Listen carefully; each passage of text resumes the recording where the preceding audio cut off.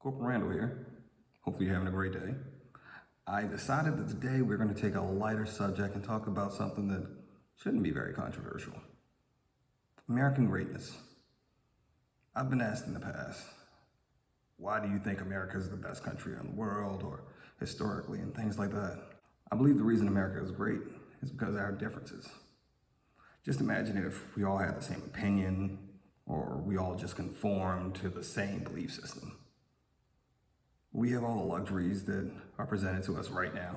I believe without our differences, we wouldn't have innovation. And as they say, necessity is the mother of all innovation.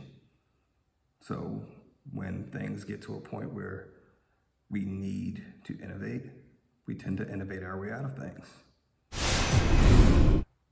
Don't forget to like and subscribe, like and subscribe, like and subscribe. Leave a comment, let me know what you think. Another reason America is great, freedom. We have a free press, free association, free religion, free speech, freedom. Now, we're not as free as I would personally like, because in my belief, if I have my own personal agency, then anything I would want to do with my person that doesn't adversely affect someone else's or their person should be legal. However, that's for another topic for another day. When it comes to our freedom is different in many ways from freedoms seen in other countries. For starters, our freedoms are not given to us or granted by government. Our freedoms come from God Himself, as outlined in the Constitution. Another thing, America's a melting pot. Yes, America is a melting pot. We let in over 1 million immigrants legally a year into this country. That's more than double the rate of any other country in the world, and generally more than 10 times the rate for most countries. Today, 40 million people living in the United States were born in another country. 13.7% of the United States population is immigrants, meaning they were not born in the United States. Now, I'm told that our country can be somewhat of a hellhole and dangerous and repugnant. However, for as bad as our country is, you mean to tell me that we have 40 million people who want to live here, another million every year dying to get here? That is including the illegal immigrants, which only account for 23% of that. Pew Research. I'll share the link.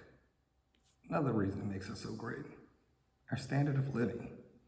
Now, of course, you can read different articles that will say our standard of living is barely in the top standard of living in the world, and we may be only the 19th or 20th greatest country to live in. However, almost all the countries they're saying have a better standard of living to us don't. I mean, when it comes to inclusion, equality, they don't compare. Not only that, but in America, the poorest among us generally have things like indoor plumbing and running water. You have microwaves, refrigerators. Most of the things that 100 years ago, things that kings and queens couldn't afford. I'll put our standard of living against anyone. I can prove our standard of living is better than everyone else's as well. For every country that someone says has a better standard of living than the United States, if you move a citizen from their country to our country, their standard of living is increased from what it was where they were in their country. So by definition, that would make our country better. That just by proxy of moving here and taking your skills and your known abilities, that your quality of life increases. The healthcare system. I mean, I don't know what more I can say about the healthcare system, but our healthcare system is phenomenal. I was once told that a great healthcare system has 3 components, but generally no healthcare system has all 3. You can get 2 out of the 3.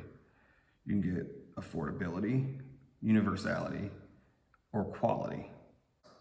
We want the option of, we want quality and we want affordability.